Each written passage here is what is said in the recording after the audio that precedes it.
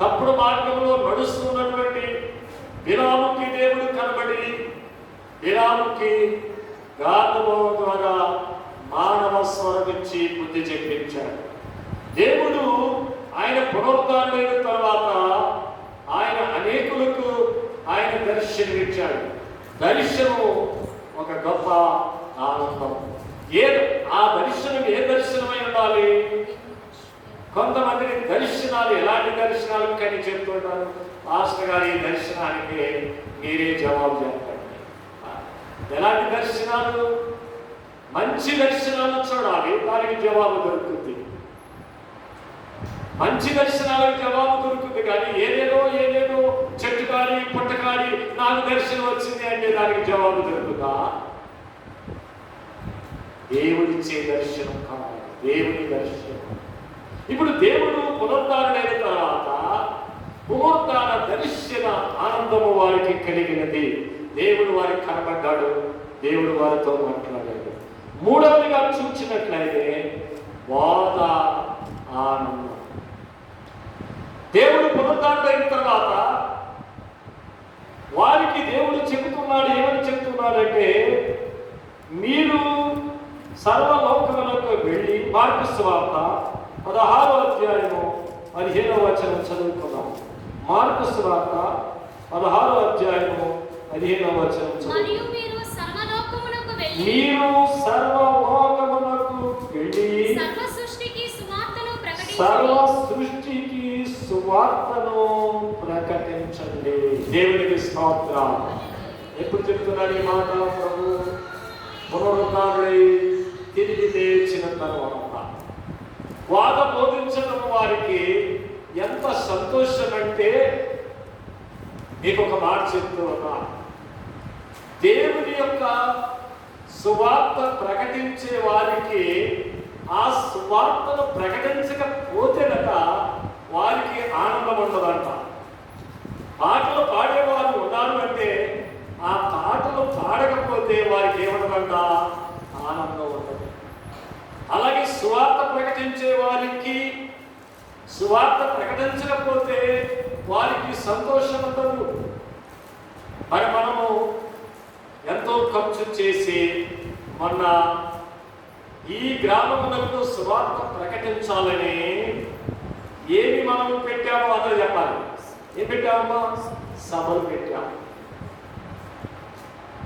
అదే కాక ఈరోజు సాయంత్రము మనం ఏం పెడుతూ ఉన్నాం? చిన్న పిల్లల కార్యక్రమం 3 గంటలు. ఎందుకు చిన్న పిల్లల కార్యక్రమం పెట్టాలి? చాలా మంది బిడ్డలు వయసు వచ్చిన తర్వాత పాడైపోతూ ఉన్నారు.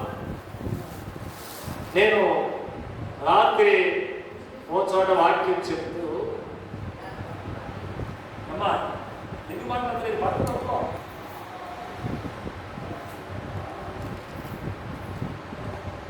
పిల్లలలో ప్రేమ, పిల్లలలో జ్ఞానం పెరగాలి, పిల్లలలో చదువు పెరగాలి, తల్లిదండ్రులను ఎలా ప్రేమించాలి, గురువుల్ని ఎలా ప్రేమించాలి, ఎలా గౌరవించాలి, వారు ఉదయం లేవగానే వారు చేసే పనులేమిటి చక్కగా ప్రేమ చేసుకోవాలి, హాస్టల్లో వాళ్ళు ఇచ్చినటువంటి ఫ్రూట్స్ కానీ పాలు కానీ తీసుకోవాలి, వాళ్ళు చిన్న వాక్యం చదువుకొని చక్కగా వాళ్ళు స్టడీ చేసుకోవాలి, చక్కని చదువులు చదవాలి, గొప్ప ప్రయోజకులు కావాలి అని ఈ రోజు నుంచి 3 రోజులు ఎంతో ఖర్చు అయినప్పటికీ బిడ్డల యొక్క స్కూల్, సండే స్కూలు పిల్లలకు నేర్పాలని ఒక 50 మంది పిల్లలైనా సమకూర్చి ఇది పెట్టాలని ఒక భారంతో చేయించు ఉన్నాం. ఎందుకంటే మన పిల్లల భవిష్యత్తు మన ముందు బాగుంటే మనకి ఏముంటుంది? మన పిల్లల భవిష్యత్తు బాగుంటే అందరూ చెప్పాలి, సంతోషం ఉంటుందా? సంతోషం ఉండదా? అమ్మా చెప్పండి. మన పిల్లల భవిష్యత్తు బాగుంటే మనకు సంతోషం, మన పిల్లల భవిష్యత్తు బాగోలేకపోతే వాళ్ళకి ప్రార్థన జీవితం లేకపోతే, వాళ్ళ సన్నిధి జీవితం లేకపోతే, వాళ్ళ జ్ఞాన జీవితం లేకపోతే, వాళ్ళకి విద్య జీవితం లేకపోతే, భక్తి జీవితం లేకపోతే, వాళ్ళు చెడిపోతే మనకెంతో వేదం. అందుకే సువార్తలో ఒక భాగము పిల్లలకి సువార్త బోధించుట, లేక పిల్లలకు వాక్యం నేర్పుట, పిల్లలకు పాటలు నేర్పుట, పిల్లలకు దేవుని వాక్యాన్ని నేర్పుట. ఎవరైతే విజేతలు అవుతారో పాటల్లో, ఎవరైతే ఆటల్లో విజేతలు అవుతారో, వాక్యంలో విజేతలు అవుతారో, మూడవ రోజు మంగళవారం సాయంత్రం ఒక గొప్ప భక్తుల చేత విజేతలైనటువంటి వారికి గిఫ్టులు ఉంటాయి, వాళ్ళకి బహుమతులు ఉంటాయి. నేను చెప్పేది ఏమిటంటే, సువార్త బోధ యేసు ప్రభు పునరుద్ధారుడైన తరువాత ఈ సువార్త బోధ బోధించడం వారికి ఎంతో ఆనందము. మరొక మాట చదువుకుందాం. 1 కొరింథీయులకు రాసినటువంటి పత్రిక 15వ అధ్యాయము 15వ వచనం చదువుకుందాం. 1 కొరింథీయులకు రాసిన పత్రిక 15వ అధ్యాయము 15వ వచనం చదువుకుందాం. దేవుడు క్రీస్తును లేపనని ఆయనను గురించి మేము సాక్ష్యము చెప్పి ఉన్నాము కదా. అంటే ప్రభువుని వారు, పునరుద్ధారుడైనటువంటి ప్రభువుని కన్నులారా చూచారు కనుకనే వారు ఖండితంగా చెప్తున్నారు. ఏమని అంటే, ప్రభువు లేచి ఉన్నాడు. ఈ సువార్థికులు కూడా ప్రభు లేచి ఉన్న ఆ ప్రభువును చూచారు కనుక ఆ సువార్థికులు కూడా చెప్తున్నారు ప్రభు లేచి ఉన్నాడని. లేచి నాడు రా సమాధి గెలచినాడు రా, లేచినాడు రా, అందరూ గట్టిగా సమాధి గెలచినాడు రా, లేకుమని తాచేనాడు లేఖనములో పలికినాడు, లేకుమని అందరూ గట్టిగా తప్పదు, లేఖనములో గట్టిగా లేచినాడురా సమాధి గెలచినాడురా, చచ్చిపోయి లేచినాడు స్వామి భక్తుల కరుపడినాడు, చచ్చిపోయి లేచినాడు స్వామి భక్తుల కరుపడినాడు,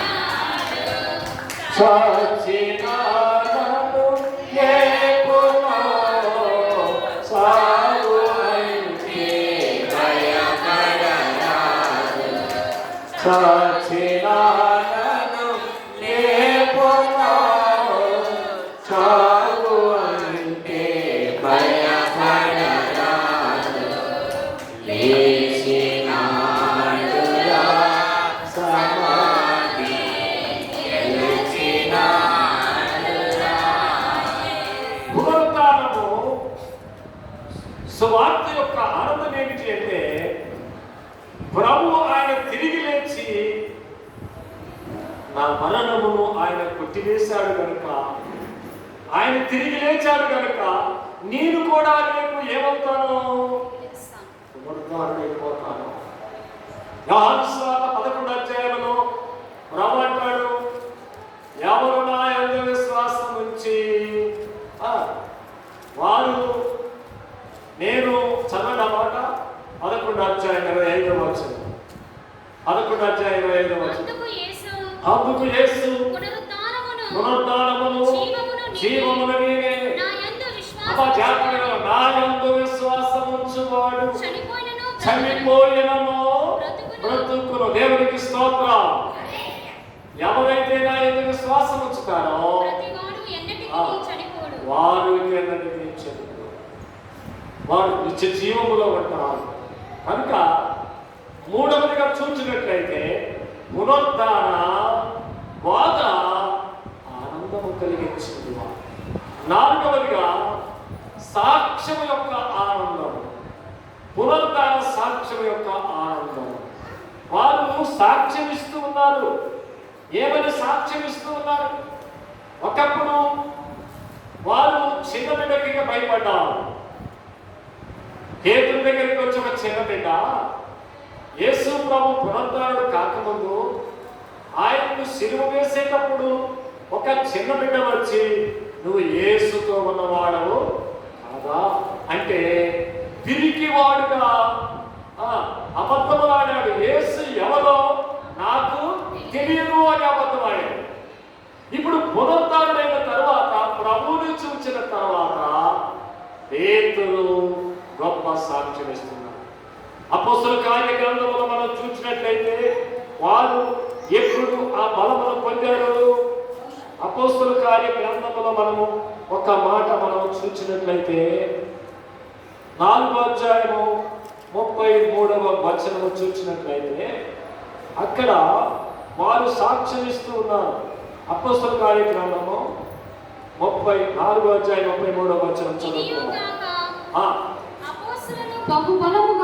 అపోస్తలులు బహుబలముగా ప్రభువైన యేసు పునరుద్ధానము గురించి సాక్ష్యమిచ్చిరి.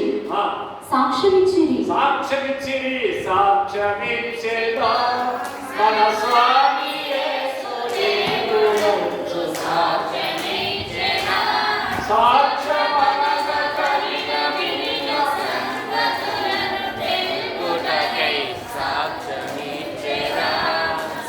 స్వామి రక్షించిన సాక్ష్యమిచ్చిన మన స్వామి యేసు దేవుడు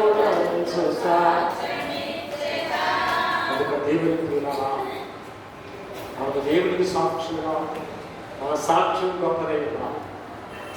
చాలా మంది సాక్ష్యం చెప్పుకోవడానికి వెనుకాడుతూ ఉంటారు. చిన్నపేట వాళ్ళు వచ్చిన సాక్ష్యం రెమేలో పేట వాళ్ళ నాయనమ్మ అక్కడైతేనే ఇక్కడైతే డబ్బులు ఇస్తే అని అంటే ఆ పేట అంటే సాక్ష్యం చెప్పాలి. సరే డబ్బులు అయితే ముందు సరే బయటికి తీసింది కదా, బయటికి తీసిన డబ్బులు మళ్ళా లోపల వేసుకోవడం ఎందుకు, సాక్ష్యం ఎందుకు కానీ అన్నాను. ఒక సాక్ష్యముని ఎడల దేవుడు నీకు దేవుడు ఏ గొప్ప కార్యము నీ ఎడల చేశాడు? నీకు బిడ్డలు ఇచ్చాడా దేవుడు? లేదా నీకు ఉద్యోగం ఇచ్చాడా దేవుడు? లేదు దేవుడు నిన్ను మరణములో నుండి బాగు చేశాడా? లేదు ఓతములో నుండి నిన్ను విడిపించాడా దేవుడు? ఏ ఉపకారం చేశాడు దేవుడు? నీకు దేవుడు చేసినటువంటి ఉపకారమును గురించి నీవు సాక్ష్యం ఇచ్చినట్లయితే నీ సాక్ష్యము అనేకులను ప్రభావితం చేస్తుంది. నేను సాక్ష్యం చెప్పడం ద్వారా అనేకులకు ఆశ్చర్యం కలుగుతుంది. దేవుడు చేసినటువంటి మేలులను గురించి, దేవుడు చేసిన ఉపకారముల గురించి నీవు సాక్ష్యం ఇవ్వాలి. యేసు రొమ్మును ఆదుకున్నటువంటి ప్రియ శిష్యుడు యోహాను గారు సాక్ష్యం ఎలాగుందో చూడండి. ప్రకటన గ్రంథము 1వ అధ్యాయం మనం చూసినట్లయితే ఆయన సాక్ష్యం ఇస్తూ ఉన్నాడు. ప్రకటన గ్రంథము 1వ అధ్యాయము మనం 2వ వచనంలో చదువుకుంటే ఆయన సాక్ష్యం ఇస్తున్నాడు. ఎవరి గురించి? దేవుని వాక్యముని గురించి. వాక్యం అనగా ఎవరు? దేవుడే. నీవు దేవుని వాక్యముని గురించి చదువు. మళ్ళీ చదువు. అతడు దేవుని వాక్యమును గురించి, యేసు క్రీస్తు సాక్ష్యమును గురించి తాను చూచినంత మట్టుకు దేవునికి స్తోత్రం. దేవుని గురించి సాక్ష్యం ఇస్తూ ఉన్నాడు. చాలా మంది సాక్ష్యం ఇవ్వడానికి భయపడుతూ ఉన్నారు. దేవుడు అంటున్నాడు, ఎవరు నన్ను గూర్చి లోకములో ఒప్పుకుంటారో రేపు దేవదూతల ఎదుట నేను ఒప్పుకుంటాను. ఎవరు నన్ను గురించి ఒప్పుకోరో నేను వారి గురించి ఒప్పుకోను. కనుక పునరుద్ధారుడైనటువంటి ప్రభువుని గురించి వారు ఏం చేస్తున్నారంటే నా ప్రభువు లేచాడని సాక్ష్యం ఇస్తున్నారు. వారు సాక్ష్యం ద్వారా ప్రభుని క్రీస్తుని లోకములోనికి ఎల్లనిపరుస్తూ ఉన్నారు. కనుక సాక్ష్యము వారికి చాలా ఆనందము కలిగిస్తూ ఉంది. సాక్ష్యము వారికి తృప్తిని కలిగిస్తూ ఉంది. ఐదవదిగా చూసినట్లయితే లేఖనముల యొక్క నెరవేర్పు ఆనందము. చదువుకుందాము 24వ అధ్యాయంలో కాస్త 44-45 వచనం చదువుకుందాం. అంతటా ఆయన మోషే ధర్మశాస్త్రములోను ప్రవక్తల గ్రంథములోను కీర్తనలలో నన్ను గురించి రాయబడినవన్నీయు నెరవేరవలనని నేను మీ యొద్ద ఉండినప్పుడు మీతో చెప్పిన మాటలు నెరవేరినవని వానితో చెప్పాను. దేవునికి స్తోత్రం. ఏం చెప్పాడు ఆయన? మొదట వారి వద్ద ఉన్నప్పుడు లేఖనములు తెరిచి ఆయన ప్రవచనముల యొక్క లేఖనములన్నీ ఆయన వారికి వివరించారు. మోషే గ్రంథం ఏం చెప్తుంది? మొదటి దగ్గర చెబుతున్నటువంటి లేఖనము, నేను అబ్రహాము దేవుడను, ఇస్సాకు దేవుడను, యాకోబు దేవుడను, నేను సజీవులకు దేవుడను, అప్పుడు దేవుడనే ఇప్పుడు దేవుడనే. దావీదు ఏమని పునరుద్ధాన ప్రవచనం ప్రవచిస్తూ ఉన్నాడు. 16వ కీర్తనలో చూసినట్లయితే ఇదిగో ఆయన దావీదు పలుకుచున్నటువంటి చక్కని మాటలు, నీ సన్నిధిని సంపూర్ణ పైన చదవండి జీవ మార్గమును తెలియజేసి ఉన్నావు. నీ సన్నిధిని సంపూర్ణ సంతోషము కలదు. నీ కుడి చేతిలో నిత్యము సుఖములు కలదు. దేవునికి స్తోత్రం. అంటే దేవుడు తన ప్రవక్తల ద్వారా ఆయన పునరుద్ధానమును ముందుగానే ప్రవచించాడు. ఇది ఒక రోజుతో జరిగింది కాదు. దేవుని యొక్క పునరుద్ధానం 1 సంవత్సరంతో కాదు, కొన్ని ఏళ్ల క్రిందటే ప్రభు పునరుద్ధానుడైతాడని తన ప్రవక్తల ద్వారా ఆయన వ్రాయించాడు. ఇంకో మాట అందులో ఉన్నది, నీ పరిశుద్ధుడను కుళ్ళు పట్టనీయము, నీ పరిశుద్ధుడని కుళ్ళు పట్టనీయము. కనుక ఎంత చక్కని మాట.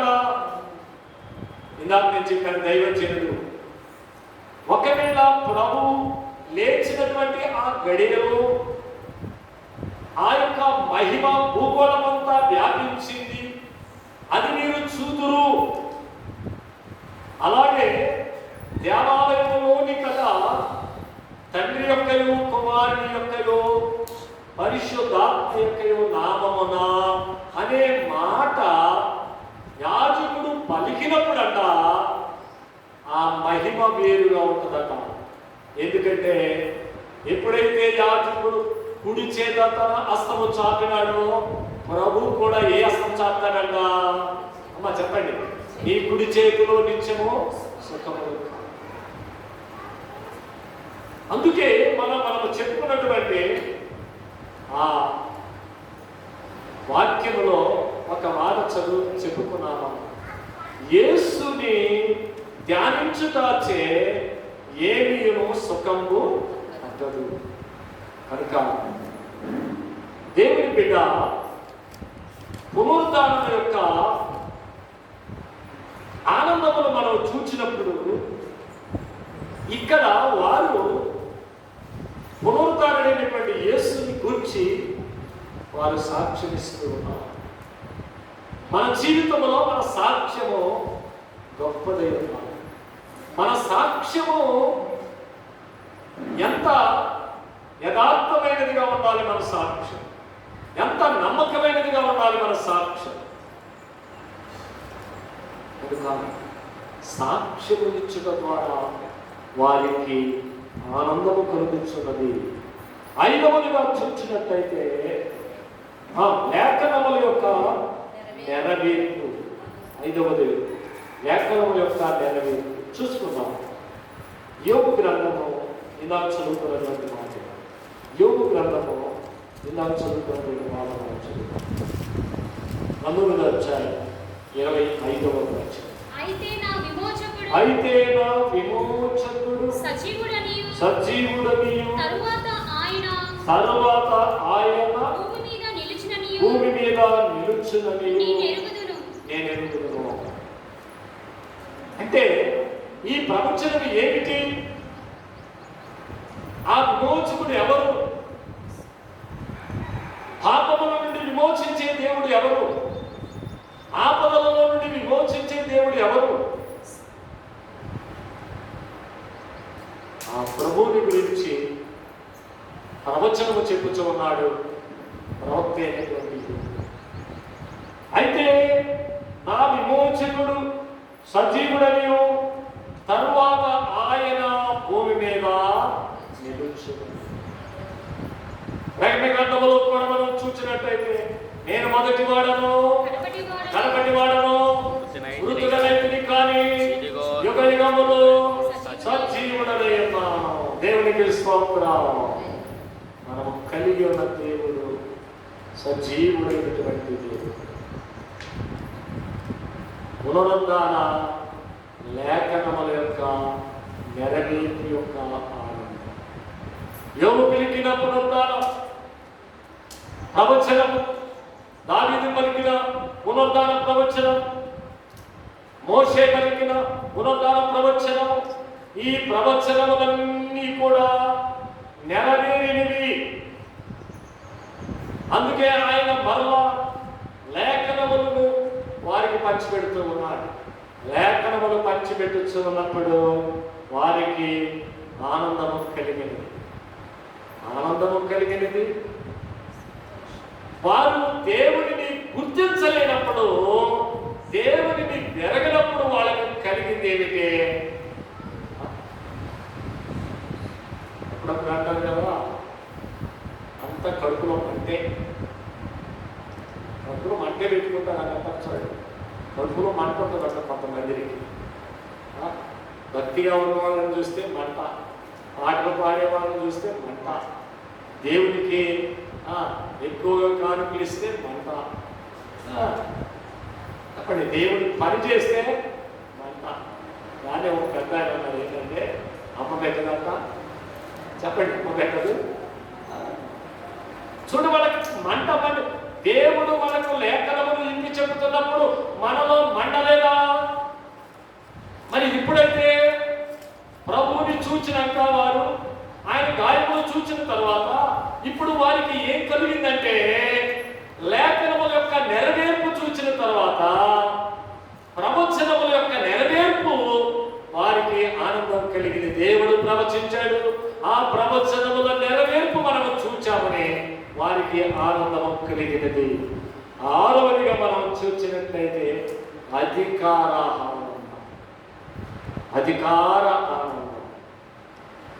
మీరు ఎవరైనా కలెక్టర్ అయితే ఆనందం ఉంటుంది. మీ పిల్లలు ఎవరైనా కలెక్టర్ అయితే చెప్పండి. రాజుకొడుకు కలెక్టర్ అయినట్టుకోండి, లేకపోతే జీవన కొడుకు కలెక్టర్ అయినట్టుకోండి, ఆనందం ఉంటుందా? చెప్పండి. అధికారం ఒక ఆనందం. దేవుడు వారికి ఇచ్చినటువంటి అధికారం ఏమిటి? పునరుద్ధారుడైన తర్వాత దేవుని వాక్యాన్ని చదువుకుందాం. 28వ అధ్యాయం మత్తయి సువార్త 18వ వచనం చదువుకుందాం. 28వ అధ్యాయము 18వ వచనం. అయితే యేసు వారి వద్దకు వచ్చి పరలోకమందును భూమి మీదను నాకు సర్వ అధికారము ఇవ్వబడి ఉన్నది. కాబట్టి మీరు వెళ్ళి సమస్త జనులను శిష్యులుగా చేయుడి. తండ్రి యొక్కయు కుమారుని యొక్కయు పరిశుద్ధాత్మ యొక్కయు నామములోనికి వారికి బాప్తిస్మమియ్యుడి. నేను ఏ సంగతులను ఆజ్ఞాపించితునో వాటినన్నిటిని కైకొనవలనని వారికి బోధించుడి. దేవునికి స్తోత్రం. ఏ అధికారం? మీరు సర్వలోకానికి వెళ్ళి సర్వ సృష్టికి బోధ చేయండి. బోధ చేసి తండ్రి యొక్కయు కుమారుని యొక్కయు పరిశుద్ధాత్మ యొక్క నామములో మీరు ఏం చేయాలి? బాప్తిస్మం. మీరు అనేక మందిని నాకు శిష్యులుగా చేయాలి. పునరుద్ధాన అధికారము దేవుడు వారికి ఇచ్చాడు. ఈ పునరుద్ధాన అధికారము దేవుడు వారికి ఇచ్చాడు కనుక అధికారం ఎప్పుడైతే వారికి వచ్చిందో వారికి ఆనందము కలుగుతుంది. మనలో కూడా ఒక అధికారము దేవుడిస్తే మనకి ఎంత ఆనందం. అనేక మంది రాజుకులు కావాలని కోరుకుంటారు, కానీ కాలేదు. అనేక మంది ఒక మంచి వాదాలో పదవిలో ఉండాలని కోరుకుంటారు, కానీ కాలేదు. కానీ అధికారం ఉన్నటువంటి వారిలో ఏముంటదంటే ఆనందం ఉంటుంది, సంతోషం ఉంటుంది. ఆ అధికారంలో కొంతమందిని ప్రోత్సాహపరుస్తున్నప్పుడు, కొంతమందికి సేవ చేస్తున్నప్పుడు, కొంతమందికి మేలు చేస్తూ ఉన్నప్పుడు, కొంతమందికి ఉపకారం చేస్తూ ఉన్నప్పుడు, కొంతమందికి ఆదరణ కలిగిస్తూ ఉన్నప్పుడు ఎంత సంతోషం. నిన్న 9 గంటలప్పుడు అసలు ఎక్కడ నాకు ప్రార్థన లేదు, వాస్తవాన్ని ఎక్కడ కోటం లేదు, ఖాళీగా ఉన్నానని చెప్పేసి మా బంధువులు ఒకరు ఉన్నారు భద్రాచలంలో. పోయిన నెలలో నేను వెళ్ళినప్పుడు అక్కడ పక్షవాతం వచ్చింది. చిన్నగా నడుచుకుంటూ వెళ్ళి ఆ మంచం దగ్గరికి వెళ్ళి మంచం అని కూర్చోబడి కింద పడిపోయి తొంటి దేవుడు చెప్పినట్లుగానే ఎవరికన్నా ఈరోజు ప్రార్థన చేస్తుందాం, ఎవరికైనా వాక్యం చెప్పొద్దాం అని చెప్పి బయలుదేరాను. ఎర్రటెండా 9 గంటలప్పుడు బయలుదేరితే అక్కడికి వెళ్ళేసరికి 12 గంటలు. మీరు ఒకసారి ఎక్కితే బస్సు భద్రాచలం మీకు అర్థమవుతుంది. ఖమ్మంలో ఎక్కితే 2 గంటలు కదా, సూపర్ డీలక్స్ ఎక్స్ప్రెస్ 3 గంటలు. ఎర్రటెండలో మర్రిటెండలో దిగాను. ఆ దగ్గరికి వెళ్ళగానే కింద వెళ్ళి ఏసీ అన్నాడు, ఇదిగో నా నామములో మీరు రోగుల దగ్గరికి వెళ్ళి ప్రార్థన చేయండి. ఒక అధికారం ఇచ్చాను కనుక దుఃఖపడే వారి దగ్గరికి వెళ్ళి వారిని ఆదరించండి, వారిని ఓదార్చండి, వారి కొరకు ప్రార్థన చేయండి. ఏసీ అన్నాడు, నీకు నేను అదే కదా అధికారం ఇచ్చింది. ఆ అధికారంలో ఎంత ఆనందం ఉంటుంది, ఎంత సంతోషం ఉంటుంది. ఒకరికి సేవ చేయటము, ఒకరికి మేలు చేయటము, ఒకరికి ఉపకారం చేయటము, ఒకరికి భోజనం పెట్టడం. ఈరోజు పిల్లలందరూ ఏదో కూర్చొని ఏంటంటే నాకెంత ఆనందం ఉంటుందో మీకుంటుందో నాకు తెలియదు. కానీ ఆ బిడ్డలందరినీ కూర్చొని ఆయనకి నేను మంచి భోజనం తయారు చేస్తున్నాను. ఆ చిన్న బిడ్డలందరినీ కూర్చొని వారు తింటుంటే వారికి ఇస్తున్న బిస్కెట్లు, వారికి ఇస్తున్న పళ్ళు. నిన్న మన గ్రూప్లో ఒకడు చూచి మరి జీవన్ దగ్గరికి వచ్చాడు. ఒక ఆఫీస్, గొప్ప ఆఫీస్, 2 లక్షల రూపాయలు చాలు ఉద్యోగం. వచ్చి కూర్చున్నాడు. నేను చిన్నపిల్లల కార్యక్రమం చేస్తున్నానంటే ఆయన ఏమన్నాడు తెలుసా, ఒక్కరోజు మీ మందిరంలోకి వచ్చి మీ బిడ్డలకి పండు పంచుతున్నాను, దేవునికి స్తోత్రం. ఏదంతా ఏంటి సార్ అంటే అంటే ఒకటే మాట, చిన్నపిల్లలకి చేస్తే నాకు చాలా ఆనందం ఉంటుందండి. చిన్నపిల్లలు చెడిపోకుండా ఉండాలా? చిన్నపిల్లలు చెడిపోకుండా ఉంటే వాళ్ళు పెద్ద అయితే ఎవరో మహానీయుడు అన్నారు, ఈనాటి పిల్లలే, అమ్మ చెప్పండి గట్టిగా, ఈనాటి పిల్లలే రేపటి. కనుక ఒక్కరు మన ఇంటిలో భోజనం తింటూ ఉంటే ఈ యొక్క అధికారము దేవుడు మనకి ఇచ్చాడు కనుక ఒక చిన్న బిడ్డలు మన దగ్గర భోజనం తింటుంటే నేను ఎప్పుడైనా చూస్తారా? కాకాని తోటలో ప్రెసిడెంట్ అయ్యారు, ఎప్పటికీ తెలియకుండా పైపోతారు, అందరికి భోజనాలు పెడతారు. ఆ భోజనాలు ఏంటంటే ఆయనకి ఎంత ఆనందం కలుగుతుందో ఎప్పటికీ తెలియకుండా వస్తారన్నమాట. పైకి వచ్చి చూస్తారు. మీరు ఎప్పుడైనా గమనించండి, ఎప్పుడో ఒకసారి మీకు దొరుకుతారు, అయినా మీకు కనపడతారు. అందరూ భోజనం ఏంటంటే కాకర తోటలో ఆయన పైకి వచ్చి ఎవరు ఎలా తింటున్నారో అందరూ తింటుంటే ఆయనకి ఏం కలుగుతుంది చెప్పండి. కొంతమంది యాజకులు ఏం చేస్తారు, ముందే నేనంతగా మన 3 రోజులు మీటింగ్ జరిగింది, మన వాళ్ళు అందరూ భోజనం చేసిన తర్వాత నేను భోజనం చేశాను. దేవుడికి స్తోత్రం. కనుక దేవుడు మనకిచ్చిన అధికారం ఏమిటంటే సువార్తను బోధించే అధికారం. మనకిచ్చిన అధికారం ఏంటంటే ఒకరికి పట్టిన అన్నం పెట్టే అధికారం దేవుడు మనకి ఇచ్చాడు. ఒకరికి వస్త్రాలు ఇచ్చేది దేవుడు, ఒకరిని ఆదరించడం దేవుడు మనకిచ్చినటువంటిది. దేవుడు వారికి అధికారం ఇస్తే ఆ అధికారం అంట వాళ్ళు ఎంత ఆనందముతో ఎంత సంతోషముతో ఆ అధికారాన్ని వారు వాడుతున్నారు. ఆ అధికారంతోనే వారు దేవుని కొరకు త్యాగం చేశారు. దేవుని కొరకు వారు అంత సాక్షులు, దేవుని కొరకు ప్రాణం పెట్టారు. కనుక 6వదిగా మనం చూచినట్లయితే అధికార ఆనందం. 7వదిగా మనం చెప్పుకుందాం. 7వదిగా మనం చూసినట్లయితే ఆత్మ ఆనందం. యోహాను సువార్త 20వ అధ్యాయం 22వ వచనం. యోహాను సువార్త 20వ అధ్యాయం 22వ వచనం. ఆయన ఈ మాట చెప్పి వారి మీద ఊది పరిశుద్ధాత్మను పొందుడి. మీరు ఎవరి పాపమును క్షమింతురో అవి వారికి క్షమింపబడును. ఎవరి పాపములు మీరు నిలిచి ఉండనిత్తురో అవి నిలిచి ఉండునని వారితో చెప్పారు. దేవునికి స్తోత్రం. పునరుద్ధానుడైన తర్వాత ప్రభు చేసినటువంటి పని ఏంటంటే ఆయన ఆత్మ వారి మీద నరుని కలుగు చేసినప్పుడు దేవుడు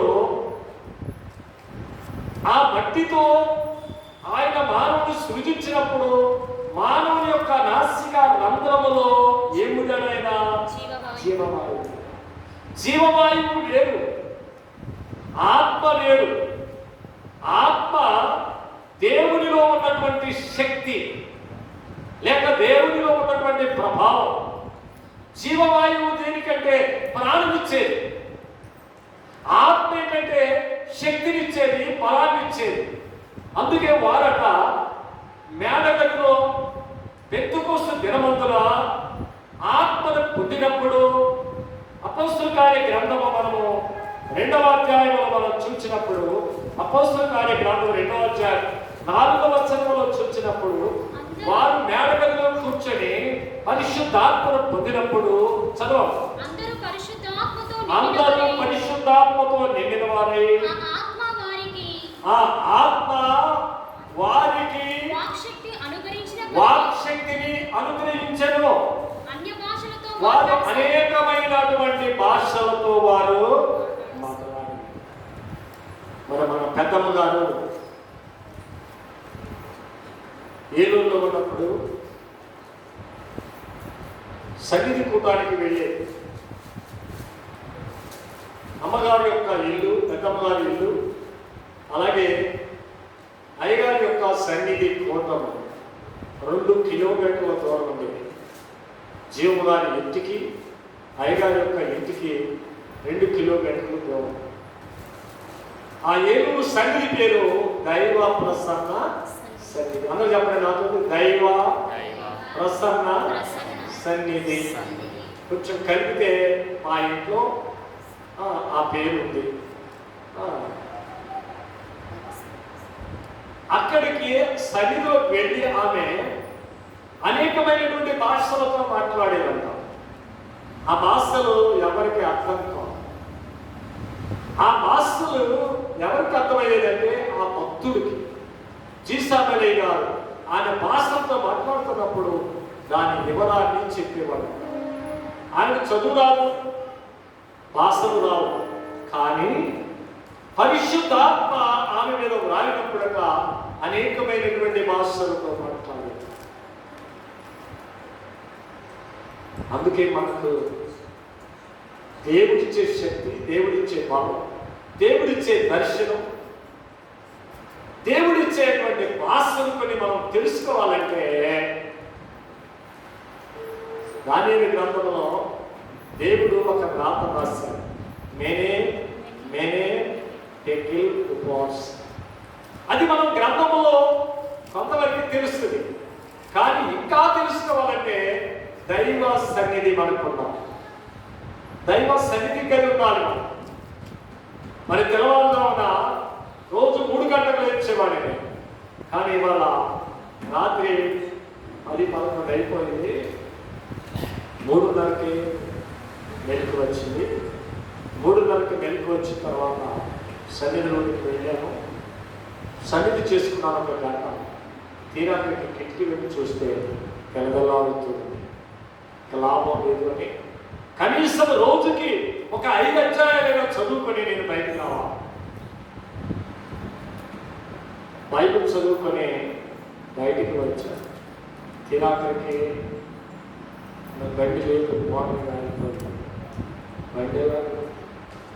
బండిని గురించి ఆలోచిస్తే కుదరదు అని చెప్పి మన పని మనం చేసుకోవడం మనకు సిద్ధ. దేవుని పని చేయడం సిద్ధ. చాలా మందికి ఒకవేళ బిడేమనిపిస్తుందేమో. వంట చేయటం, విస్తరాకులు తీయటం, దేవుని గిన్నెలు కడగటం, దేవుని పని చేయటం అప్పుడేమో నామోస్ అనిపిస్తుందేమో. కానీ నేను ఎంత యాజకుడైనా దేవుని పని చేయటం నాకు సిగ్గనిపించు. బండి లేదు కదా అని నేను నెమ్మదిగా నడుచుకుంటూ రైలు కూడా దాటి వెళ్ళిపోయాను. పట్టెలు కడుపుడికి ఎందుకు వస్తున్నాడు చెప్తాను. నన్ను చూశాడు. అయ్యారు అన్నాడు. కోలేటి సావిత్రి గారు ఆయన వాకింగ్ చేసుకుంటారు. లేదండి లేదండి బాబు, ఎప్పుడైనా వాకింగ్ చేయాలని రోజు నేను వాకింగ్ చేసుకుంటూ వెళ్తానంటే లేదండి బండి మీద కూర్చోబెట్టుకున్నాను. అక్కడ దిగ్గానే ఇంకొక ఆయన బండి మీద కూర్చుని వెళ్ళాడు. బండి లేదుగా, ఎట్ట నడవాలా, నడిస్తే కాళ్ళు నొప్పులు వస్తాయి, గట్టిగా మారితే నోరు నొప్పి వస్తుంది, గట్టిగా పని చేస్తే ఒళ్ళంతా అలసిపోతుంది. ఇలాంటి మన శరీరం అంతా నలిగిపోవాలి. దేవుడి పని నీవు ఎంత పని చేస్తే దేవుడి పని నీకు అంత దేవుడు ఆశీర్వాదిస్తాడు. దేవుడికి స్తోత్రం. ఆశీర్వాదించోట నీ శక్తి ఆశీర్వాదం పొందోట శక్తి ఇస్తాము. ఆశీర్వాదం ఇస్తాము యేసు ప్రభువా. దోషములో క్షమించు, దోషములో యేసు ప్రభువా. పనివాడి చేతులకు పాత్రుడు కాడు. పని చేసేవారికి దేవుడు, దేవుడికి ఇచ్చేవారికి దేవుడు. ఏ కొలత కొలుస్తావో అదే కొలత నీ కొలవడు. నువ్వు దేవుడికి అందిస్తావో దేవుడు అన్ని రెట్టింపు ఆశీర్వాదాన్ని పరలోకంలో దాచుస్తాడు. దేవుడికి స్తోత్రం. అన్ని ఆశీర్వాదాలు నువ్వు ఎంత పని చేస్తావో. ఒక టైంలో ఇంత పెద్ద గోడలకు నీళ్లు కొట్టడానికి చాలా మంది రాకపోయాయి. కానీ ఇంత పెద్ద గోడలకు నేనే నీళ్లు. ఎవరు వస్తారు చేస్తారు అని ఎదురు చూడాల. కింద నేను పని చేసుకునేటప్పుడు అందుకే ఇచ్చి నొప్పి వచ్చేసి చెప్పకూడదు. కానీ చెప్పకూడదు అన్నారు. ఏ కాదు, నీకు నొప్పి తెచ్చినా, కాలు నొప్పి తెచ్చినా, దేవుడు పని చేసి ఏ నొప్పి తెచ్చినా, తలకాయ నొప్పి వచ్చినా, నేను దేవుడు పని చేస్తే నాకు అది వచ్చింది ఇది వచ్చింది చెప్పకూడదు అన్నారు. అర్థమైందా? దేవుడి పని అంటే నువ్వు స్పార్ట్ ఇమ్మీడియట్లీ నువ్వు దేవుడి పని చేస్తే దేవుడు నీ పని చేస్తాడు. దేవుడికి స్తోత్రం. అని వాడు జీవితంలో పాత్రలు కాదు. నువ్వు చేయకు, మూతికి చికెన్ పెట్టకూడదు అన్నాడు ప్రభు. నువ్వు పని చేస్తే నీ పనికి ఎవడు ఆటంకపరచడు. నీ పనికి ఫలితం ఉంది. నువ్వు దేవుడికి ఇస్తే ఎవడు ఆటంకపరచడు. దేవుడు నీకు ఇచ్చే ఫలితము ఆయన నీకు ఇచ్చి తీరుతాడు ఆయన ఖచ్చితంగా. ఇంకా పరిశుద్ధాత్మ శక్తిని వారు పొందుకున్నారు. పరిశుద్ధాత్మ శక్తిని పొందుకున్న తర్వాత వారు అనేకమైనటువంటి భాషలతో వారు మాట్లాడుతున్నారు. ఎంత దైవికమైన స్థితి! పునరుద్ధారణ తర్వాత పరిశుద్ధాత్మను పొందారు. వాక్శక్తి వచ్చింది వాడు. నేనంటాను, ఒక మాట చెప్పి నేను ముగిస్తాను. తోమా గారు ఏ దేశమో, ఏ ప్రాంతవాసి, అసలు యేసు ప్రభు శిష్యుడు ఏ దేశమో, ఏ ప్రాంతమో. నేను 1వ అధ్యాయం అపోస్తల కార్యక్రమంలో చూడండి. అపోస్తల కార్యక్రమం 1వ అధ్యాయంలో చూస్తే అక్కడ యేసు ప్రభు శిష్యుల గురించి వాళ్ళు చక్కగా ఆ భక్తుడు లోకాగా రాశారు. గలిలయ మనుష్యులారా, మీరెందుకు నిలిచి గలిలయ మనుష్యులారా, మీరెందుకు నిలిచి ఆకాశం వైపు తేరి చూస్తున్నారు. గలిలయ మనుష్యులారా, మీరెందుకు నిలిచి ఆకాశం వైపు తేరి చూస్తున్నారు. మీ యొద్ద నుండి చాలు చాలు చాలు. ఏ మనుషులు వాళ్ళు చెప్పండి? ఎక్కడ మనుషులు వాళ్ళు? గలిలయ ప్రాంతవాసు. గలిలయ ప్రాంతవాసులైనటువంటి తోమా ఎక్కడికి వచ్చాడు? చెప్పండి. మన ఇండియాకు వచ్చాడు. మన ఇండియాకు వచ్చి ఏం నేర్చుకున్నాడు? మన ఇండియా భాష నేర్చుకున్నాడు. తమిళనాడు రాష్ట్రంలో తమిళం నేర్చుకున్నాడు. తమిళములో దేవుని వాక్యాన్ని బోధించి అనేక మందిని దేవుని తట్టు తిప్పాడు. కనుక అనేకమైనటువంటి భాషలు ఎప్పుడు వస్తాయంటే నీవు పరిశుద్ధాత్మ. చాలా మంది బాప్తిస్మము వరకే, కానీ దేవా నీ ఆత్మ నాకు కావాలని ప్రభు వరాన్ని కోరుకునే వాళ్ళు తక్కువ. వరాలు కావాలని కోరుకోరు, కానీ ఏం కావాలని? లోకములో ఉన్నది కావాలని కోరుకోరు. లోకాశులు. కానీ దేవుని వరము నీకుంటే, దేవుని వరము నీకుంటే 80 కీర్తన చదివాను మనం. 82వ కీర్తనలో దేవుడు అంటాడు, మీరు దైవములు అంటే అనగా దేవుని వరము నీకుంటే అనేకుల చేత నీవు పూజించబడతావు. దేవునికి స్తోత్రం. లోకములో ఉన్నదంతా నీకుంటే పూజించబడవు. లోకములో ఉన్నది వద్దని కాదు, కానీ వాటికంటే ఎక్కువ నువ్వు దేవుని బిడ్డగా ఉన్నావు కనుక, క్రైస్తవుగా ఉన్నావు కనుక నువ్వు కోరుకోవలసింది ఏంటంటే దేవుని వరం. అందుకే ఒక భక్తుడు, బహుశా ఆయన పురుషోత్తం సౌదరి గారు రాశారో లేక ఆ పాట ఎవరు రాశారో, కానీ పరిశుద్ధాత్మను కోరుము జీవమా యేసు ప్రభునే మేరేగా. అందరూ కలిసి పాడుకున్నాం. పరిశుద్ధాత్మను కోరుము జీవమా యేసు ప్రభునే మేరేగా వేడుము. జీవమా యేసు ప్రభునే మేరేగా వేడుము. పరిశుద్ధాత్మ లేనిచో జీవము లేని బ్రతుకే బ్రతుకే కాలది. జీవము లేని బ్రతుకే బ్రతుకుట ఆగది. పరిశుద్ధాత్మను కోరుము జీవమా యేసు ప్రభునే. పరిశుద్ధాత్మ లేనిది యేసు ప్రభునే ఎరుగుట ఆగది. యేసు ప్రభునే ఎరుగుట నరలోపోతాచితు నరుల రక్షణ కొరకు మరణ పొందిన ప్రభుని కరుణా దేకము పరిశుద్ధాత్మ హోరమో జీవమాయేసు. చివరి చరణం పాడుకున్నాం.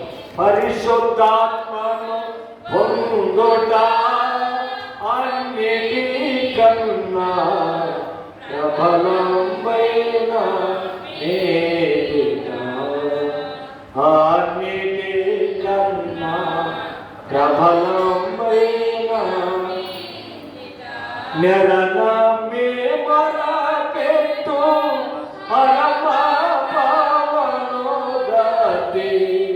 కరుణించి నీ కొసలు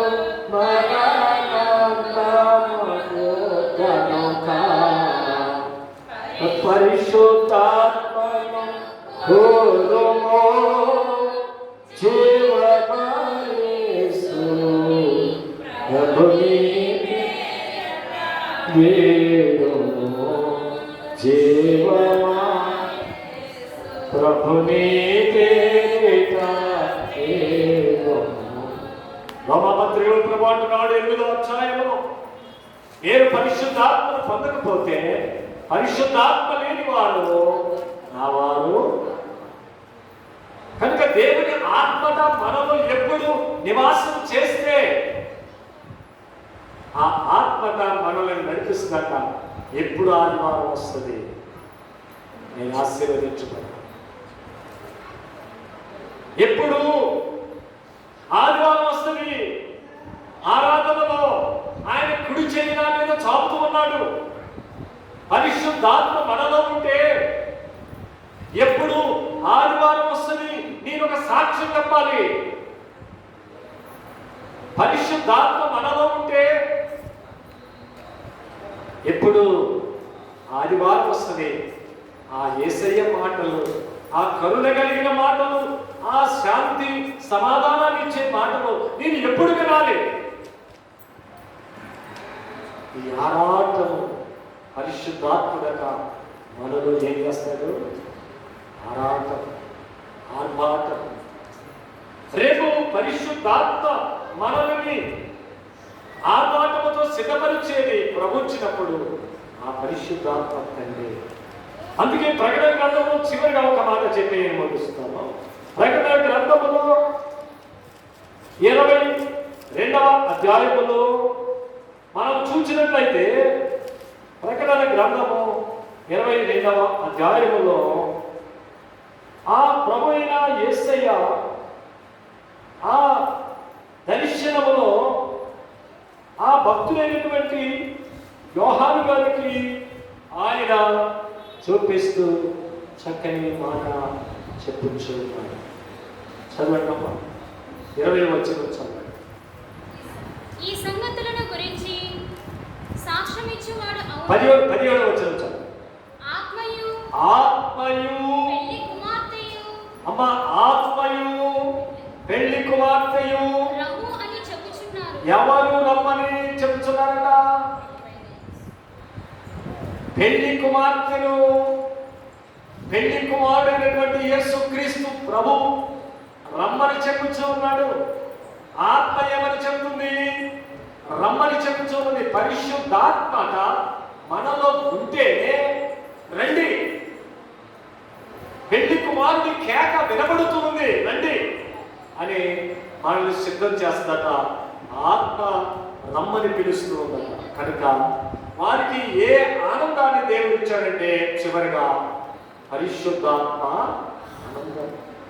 పరిశుద్ధాత్మ శక్తి మనలో ఉన్నప్పుడు, పరిశుద్ధాత్మ మనలో ఉన్నప్పుడు మనకి ఆనందం ఉంటుంది. ఇంకేముంటుందంటే యోహాను సువార్తలు మనం చూసినట్లయితే ఆయన మనలో ఉన్నప్పుడు మనకు ఆదరణ ఏముంటుంది చెప్పండి? ఆదరణ. కష్టముల ఆదరణ, శ్రమలలో ఆదరణ, అనారోగ్యముల ఆదరణ, దేనిలోనైనా ఆత్మ తండ్రి మనలో ఉంటే ఆదరణ ఉంటుంది. కనుక పునరుద్ధాన ఆనందములు ఒకటి చూచినట్లయితే పునరుద్ధానములు దేవుడు వారికి కనబడగా వారికి సంతోష ఆనందం. రెండవదిగా ఆయన దర్శనం ఇవ్వగా దర్శన ఆనందం. మూడవదిగా చూసినట్లయితే వారికి బోధలో బోధించడం ద్వారా ఆనందం. నాలుగవదిగా మనం చూసినట్లయితే సాక్ష్యమిచ్చడం ద్వారా ఆనందము. ఐదవదిగా మనం చూసినట్లయితే లేఖనములన్నీ మనం చూస్తున్నాము కనుక లేఖనములు నెరవేరినవి కనుక లేఖనములు నెరవేరుటకై లోక పాపము మొగుటకై అన్నట్లుగా లేఖనములు నెరవేరి కనుక లేఖనముల యొక్క నెరవేర్పు యొక్క ఆనందము. ఆరోదిగా మనం చూసినట్లయితే అధికారం. దేవుడు మనకు అధికారం. పిల్లలకు పేరు పెట్టే అధికారం ఇచ్చాడు, బోధకులకి బాప్తీసం ఇచ్చే అధికారం ఇచ్చాడు, బోధకులకి పెళ్లి చేసే అధికారం ఇచ్చాడు. ఈ నెల 22వ తారీఖున 2 పెళ్లిళ్ళు ఒకే రోజు చేయాలి. 2 పెళ్లిళ్ళు ఒకే రోజు చేయాలి. మరి దేవుడు పెళ్లిళ్ళు చేసే అధికారం దేవుడు ఇచ్చాడు, పేరు పెట్టే అధికారం దేవుడు ఇచ్చాడు. బిడ్డల్ని ఎత్తుకొని కౌగిలించుకొని పేరు పెట్టే అధికారం దేవుడు ఇచ్చాడు. కనుక అధికార ఆనందము, చివరిగా ఆత్మ కనుక దేవుడు ఈ ఆనందము, ఈ సంతోషములని మన సొంతము చేసుకొని పరిశుద్ధాత్మ తండ్రి మనలో మనము తెచ్చుకొని పరిశుద్ధాత్మను పొంది పునరుద్ధారుడైన యేసు యొక్క ఆనందములు, ఆయన ఇచ్చిన ఆనందములని పొందుకొని పునరుద్ధారుడైన యేసు యొక్క శక్తిని మనము పొందుకొని ఆయన మహిమ కొరకు సిద్ధపడే ధన్యత దేవుడు మనందరికీ అనుగ్రహించిన ప్రార్థన చేసుకున్నాం.